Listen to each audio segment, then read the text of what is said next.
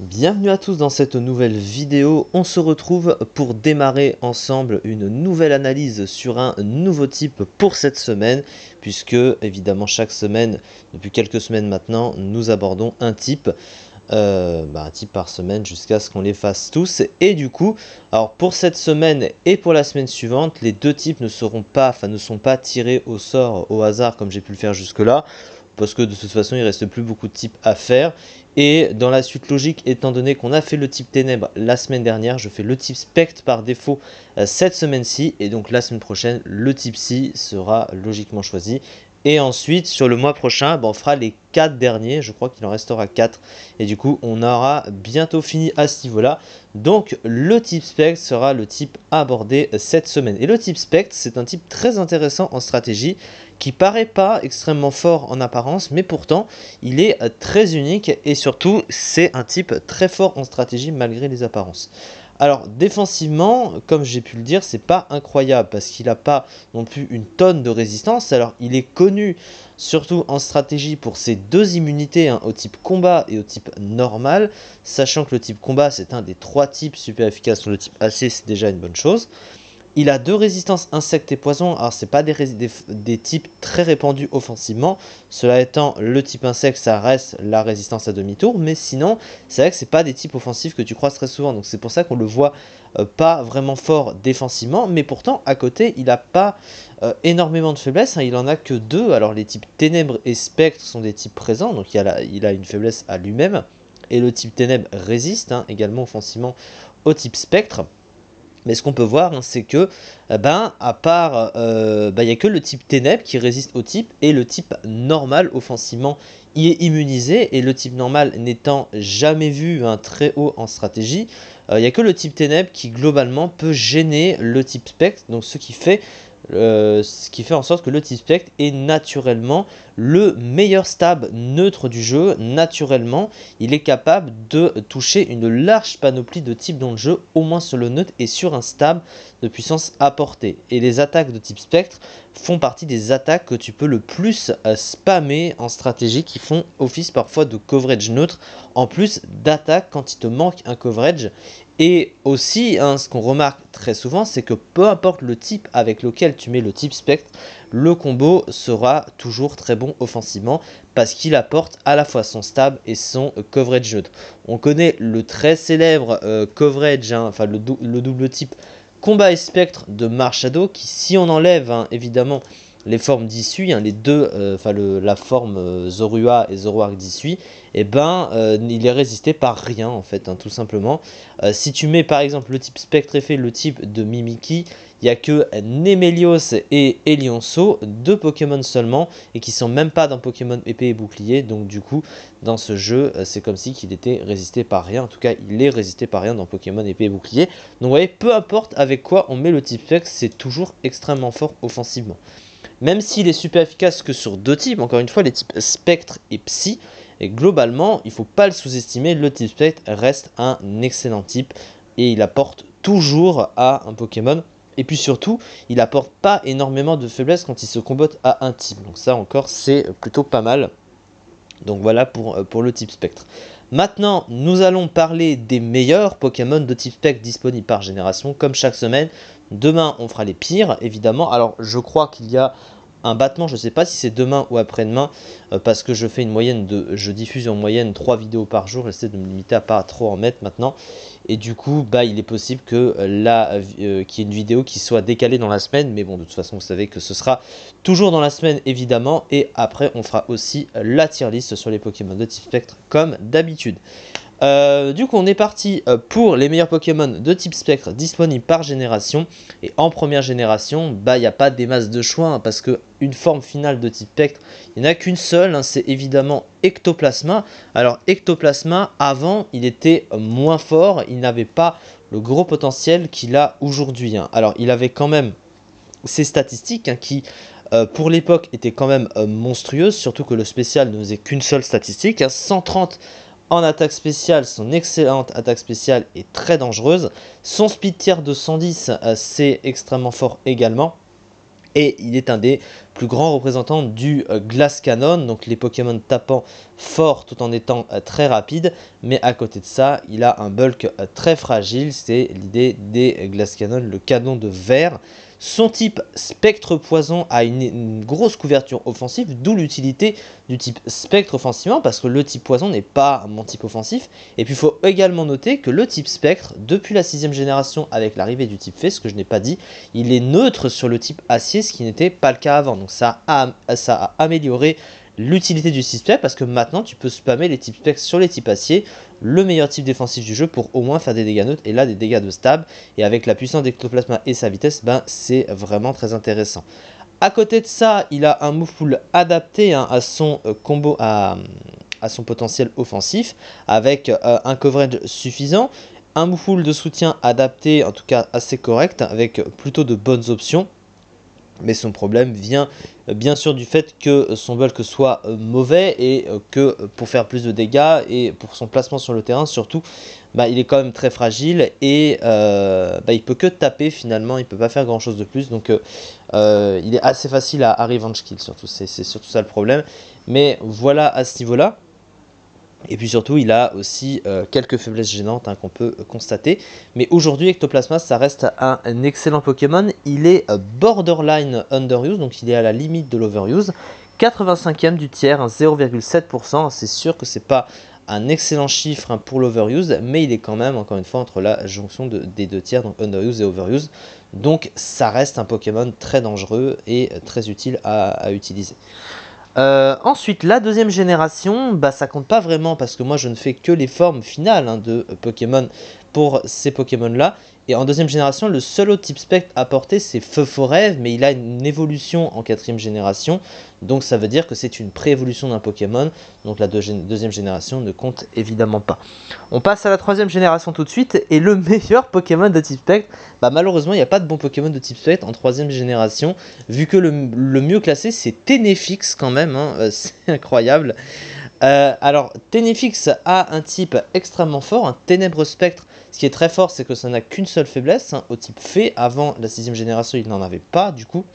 Un type qui a un bon coverage neutre avec des stabs assez forts, mais le problème, c'est que même s'il a accès à Farceur notamment, qui priorise ses moves de statut, qui pallie à sa mauvaise vitesse, les stats du Pokémon sont tout simplement très mauvaises, comme on peut le voir. Il tape pas assez fort, il a un bulk nul, il est très lent, donc il n'a pas vraiment d'utilité à ce niveau-là. Et puis surtout, il a du mal à pouvoir se soigner, à récupérer des points de vie, malgré le fait qu'il a accès à soin qui est prioritaire en plus de ça, mais surtout que derrière, il se fait facilement tuer, donc il peut pas vraiment faire grand chose de plus, et sa lenteur ne l'aide pas à être plus utile que ça. Globalement, les stats sont juste trop faibles. Ensuite, la quatrième génération, et c'est le même double type que Tenefix, et il n'y a pas des masses de solutions non plus. Alors oui, du coup, pour les usages de Tenefix, il était 19e du ZU, avec 9,9%. Donc un Pokémon ZU en meilleur Pokémon de génération, quand même. Voilà, c'est pas non plus incroyable. Mais la seule chose, c'est que le type Spectre, c'est un des types les moins répandus du jeu. Il n'y a pas énormément, encore aujourd'hui, il n'y a pas tant de Pokémon de type Spectre que ça, comparé aux autres types. Alors, la quatrième génération, du coup, c'est évidemment Spiritomb, du coup, avec encore une fois le type Spectre et Ténèbres, donc qui est fort autant défensivement et offensivement. Lui, son problème, ça vient déjà de la vitesse, qui est extrêmement mauvaise, du coup. Mais il a quand même de très bonnes défenses. Il a des offenses qui sont correctes, même si il est quand même un petit peu passif. Il a besoin de ce setup pour faire assez de dégâts. Mais au-delà de ça, il a quand même un double type qui offensivement est très fort. Et surtout, il a accès à Infiltration qui se combotte bien avec un type bon offensivement. Puisque ça permet de passer les clones et les protections adverses. Donc ça permet que les dégâts ne soient pas minimisés par rapport à ça. Et si jamais l'adversaire veut se cacher derrière un clone, il ne le peut pas. Et du coup, tu peux agir plus facilement offensivement. Alors, son problème à côté, c'est qu'il n'a pas... il a un move de soutien assez peu rempli, il n'a pas de bon move de soin non plus, donc ses sets sont quand même très prévisibles, donc il perd un peu en utilité à ce niveau là, mais globalement il est quand même correct. Après malheureusement Il n'est classé que 13e du ZU, 13% du tiers. Alors il est bien classé dans son tiers, mais c'est le ZU, donc évidemment c'est en 4ème génération, il n'y a pas de bon type spectre à porter, malgré le fait qu'il soit le mieux classé évidemment. La 5ème génération, par contre, on a un Pokémon qui est plus haut level déjà, et de loin, c'est Lugulabre. Lugulabre, qui, avec son double type Spectre et Feu, est extrêmement fort. Spectre Feu offensivement, c'est excellent, et défensivement, ça apporte également aussi, parce qu'il y a quand même 6 résistances, une double résistance et 2 immunités, donc ça fait quand même 9 types qu'il check défensivement. Alors, il a 5 faiblesses gênantes, évidemment, il a une faiblesse au piège de roc aussi, mais il a quand même beaucoup de résistance, il ne faut pas l'oublier. Et offensivement, Spectre et Feu, c'est extrêmement fort. Il y a très peu de Pokémon qui résistent au combo de stab, comme la plupart avec le type Spectre. Évidemment, vous voyez, 22 Pokémon seulement, et il est super efficace sur 413 Pokémon. Au niveau de ses stats, il a une puissance énorme de 145. Après, à côté, le problème, c'est qu'il n'a pas un bulk incroyable et surtout, il est un peu lent. 80 de vitesse pour un Pokémon offensif, c'est moyen. Il a accès à Infiltration également, qui, comme Spiritomb, permet de passer les clones et les protections adverses. Donc avec un Pokémon offensif, c'est très fort. Et du coup, il se classe rarely used à la 30e place du classement, 7% du tiers. Donc c'est bien mieux que les 2 précédents Pokémon qu'on a vus avant. La 6ème génération, du coup, c'est évidemment Exagide, qui est le plus utilisé. Alors Exagide, déjà, il a un type qui est unique dans le jeu. C'est le seul avec ses préévolutions à avoir le type Acier et Spectre. Un type qui apporte autant défensivement et offensivement, parce que le type Acier, le meilleur type défensif du jeu, apporte toujours défensivement globalement. Il a pas moins de 8 résistances, une double résistance et 3 immunités, ce qui est quand même énorme. Le type sec lui annule sa faiblesse au type combat, au type acier en plus de ça. Et offensivement, le type acier est un type mauvais, mais le type sec lui l'aide offensivement. Et du coup, ça se combatte plutôt bien. Il a 4 faiblesses gênantes évidemment, mais il a quand même un bon stock de résistance.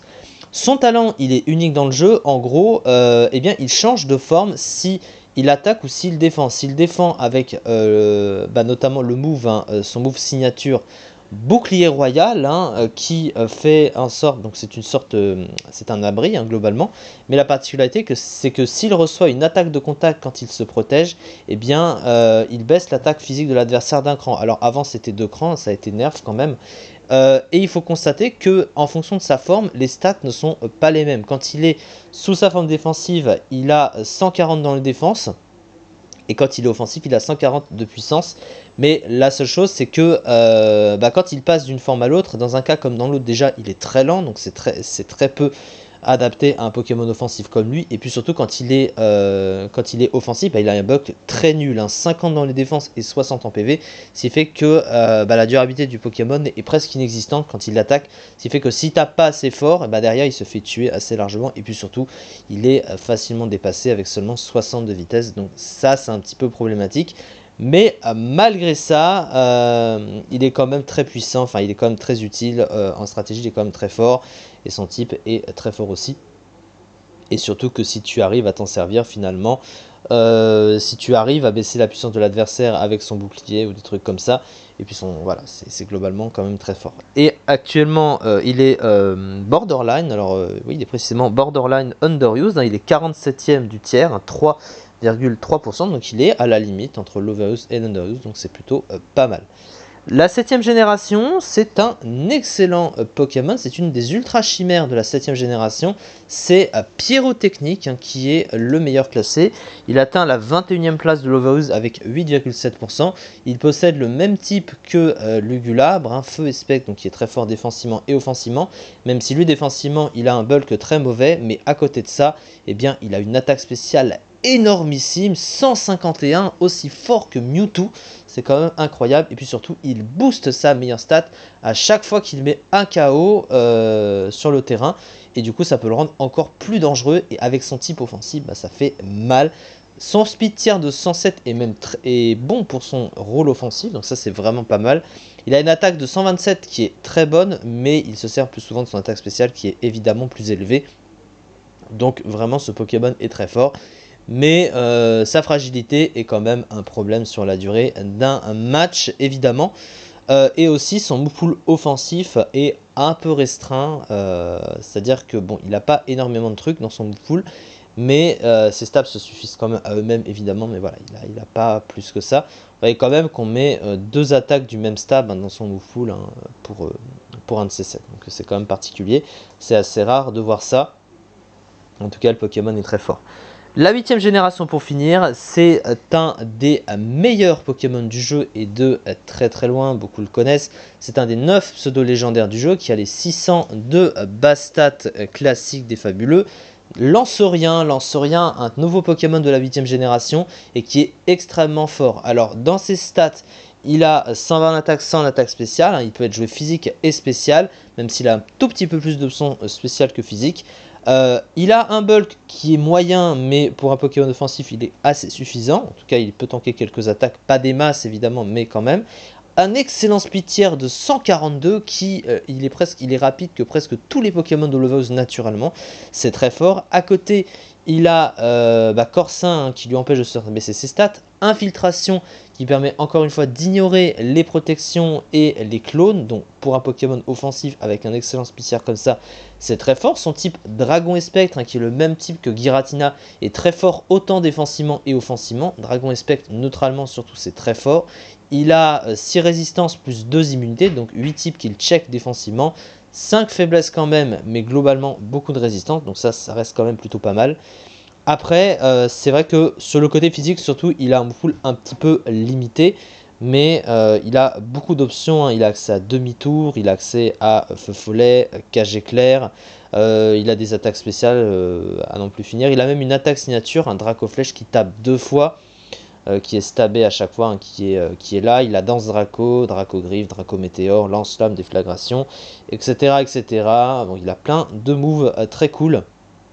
Par contre, c'est vrai qu'il ne peut pas, il n'a pas plus de moves de bouche, genre un petit plénitude sur le spécial n'aurait pas été mauvais hein, pour lui très clairement, mais il est quand même extrêmement fort. C'est étonnant par contre qu'il n'ait pas accès à Poltergeist, hein, la nouvelle attaque spectre de la 8ème génération, parce qu'il aurait pu l'avoir en mine de rien, mais il ne l'a pas, et sur le physique il n'a pas de bonne attaque spectre physique, hein. Il a des attaques à 2 tours, mais c'est moins fort qu'une attaque en 1 tour évidemment.